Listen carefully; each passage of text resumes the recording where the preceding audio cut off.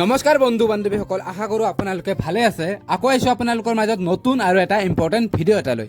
আজি হয় আপোনালোকৰ 3 ছেপ্টেম্বৰ আৰু আজিৰ ফিজিকেলত আপোনালোকৰ কি হ'ল আৰু কিমান কেণ্ডিডেট ফেইল কৰিল 9 মাইলত, কিয়নো আজি বহুত বেছি গৰম আছিল, যাৰ ফলত 3rd আৰু 4th ৰাউণ্ডত ৰানিং কৰা কেণ্ডিডেটৰ বহু বেছি কেণ্ডিডেটে ফেইল কৰিছিল। আৰু লগতে আজি এইটো ভিডিঅ'তে আলোচনা কৰিম যে ছোৱালীৰ ৰানিং কেনেকুৱা হ'ব। মানে আপোনালোকেতো ভালকে জানে যে SSC যদি 9 মাইলত এবাৰ এক পাকত 1200 মিটাৰকে ৰানিং কৰিবলৈ দিয়া হৈছিল আৰু ল'ৰাসকলৰ বাবে আপোনালোকৰ 4 পাক ৰানিং কৰিবলৈ দিয়া হৈছিল। মানে এক পাকত যদি 1250 মিটাৰ থাকে তেন্তে আপোনালোকৰ 4 পাকত হয় 5 কিলোমিটাৰ। কিন্তু তাৰ বিপৰীত দিশে কি হ'ল, ছোৱালীসকলৰ হয় ৰানিং 1600 মিটাৰ। কিন্তু যদি এক পাকত আপোনালোকৰ 1250 মিটাৰ থাকে তেন্তে ছোৱালীসকলৰ ৰানিং কেনেধৰণৰ হ'ব, সেয়েহে আপোনালোকে স্কিপ নকৰাকে এই ভিডিঅ'টো শেষলৈ চাব।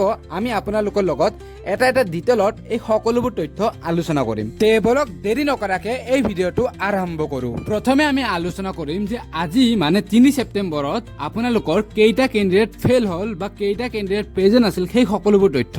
যদি আমি চাওঁ আজি প্ৰেজেণ্ট হোৱা ৰেচিঅ' আপোনালোকৰ আগৰ দৰে সেমে আছিল।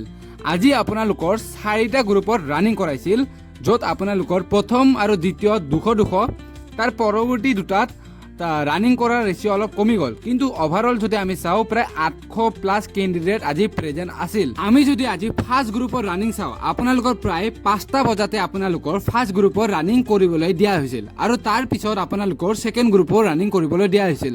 ফাৰ্ষ্ট আৰু ছেকেণ্ড গ্ৰুপত প্ৰায় 200 কেণ্ডিডেটকে ৰানিং কৰিবলৈ দিয়া হৈছিল, মানে 400 কেণ্ডিডেট। ফাৰ্ষ্ট গ্ৰুপত আপোনালোকৰ 50+ কেণ্ডিডেট ফেইল কৰিছিল, তাৰ বিপৰীতে ছেকেণ্ড গ্ৰুপতো আপোনালোকৰ 57+ কেণ্ডিডেট ৰানিঙত ফেইল কৰিছিল।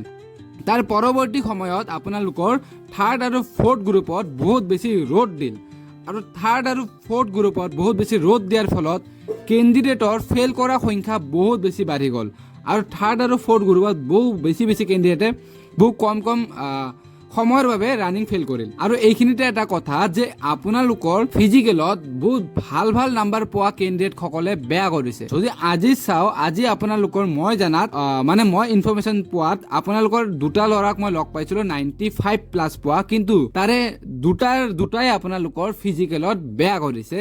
বাকী মই যিমান গম পাইছোঁ, লগ পাইছোঁ, সেই সকলোবোৰ কেণ্ডিডেটে 70, 60 এনেকুৱাই মাৰ্ক আছিল। এতিয়া আমি আলোচনা কৰিম গাৰ্লছৰ ফিজিকেল টেষ্ট। আৰু গাৰ্লছৰ ফিজিকেল টেষ্ট বহুত জলদি হ'বলৈ গৈ আছে, সেয়েহে ছোৱালীসকলে মোক বহু বেছি কমেণ্ট কৰি আছে যে গাৰ্লছৰ ফিজিকেলত কি প্ৰব্লেম হ'ব পাৰে। প্ৰথম প্ৰশ্নটো যে ছোৱালীসকলে ভাবি আছে যে 9 মাইলৰ ফিজিকেল যোনটো চেণ্টাৰ তাতে আপটো বহু বেছি হ'ব, কিন্তু এনেকুৱা নহয়, একেবাৰে বহু বেছি আপোনালোকৰ আপ নহয়, আপোনালোকৰ আপটো বহু কম হ'ব। আপোনালোকৰ ফিলো নহ'ব যে আপোনালোকৰ বহু বেছি আপ আছে। সেয়েহে আপোনালোকে যদি প্ৰেক্টিচ কৰিছে আপোনালোকৰ ৰানিংটো আৰামছে ওলাই যাব। এতিয়া আটাইতকৈ ইম্পৰ্টেণ্ট এটা প্ৰশ্ন যে ছোৱালীসকলে সুধি আছে যে 1250 মিটাৰ আপোনালোকৰ এটা ৰাউণ্ডত ট্ৰেক থাকে আৰু 1250 মিটাৰ ট্ৰেকত ছোৱালীসকলক 1600 মিটাৰ ৰানিং কেনেদৰে কৰিবলৈ দিয়া হ'ব। চ' এটা ডাউট আপোনালোকৰ এইটো যে আপোনালোকৰ যে এইবোৰ একো টেনশ্যন ল'ব নালাগে যে আপোনালোকৰ 1250 মিটাৰ ট্ৰেক আছে তাতে কেনেকৈ ৰানিং কৰিবলৈ দিয়া হ'ব। প্ৰথম কথা যে তাতে আপোনালোকৰ 1250 মিটাৰ ট্ৰেকটো হয় আপোনালোকক বঢ়াই দিয়া হ'ব, কিয়নো পিছত বহুত আপোনালোকৰ ৰাস্তা আপোনালোকৰ বহু গোল ৰাস্তা। চ' আপোনালোকক 1250 মিটাৰ ৰানিংটো আগুৱাই দিব পাৰিব, নাইবা আপোনালোকক 1200 মিটাৰ ৰানিং কৰাৰ পিছত টাৰ্ণ মাৰি আকৌ আহিব দিব আপোনালোকৰ যিমান মিটাৰ ৰানিং বাকী থাকে। আশা কৰোঁ আপোনালোকৰ ৰানিং ৰিলেটেড যিমান প্ৰশ্ন আছে সকলোবোৰ সমাধান হ'ল। আৰু যদি আপোনালোকৰ এতিয়াও কিবা ডাউট আছে আমাৰ এই কমেণ্ট বক্সত জনাব আৰু আমাৰ এই চেনেলটো লাইক, শ্বেয়াৰ আৰু ছাবস্ক্ৰাইব কৰিবলৈ নাপাহৰিব, কিয়নো আপোনালোকৰ ছাবস্ক্ৰাইবাৰৰ ফলত আমি বহু বেছি মটিভেট হওঁ এনেধৰণৰ ভিডিঅ' বনাবলৈ। ধন্যবাদ, আকৌ এবাৰ লগ পাম নতুন এটা ভিডিঅ' লৈ।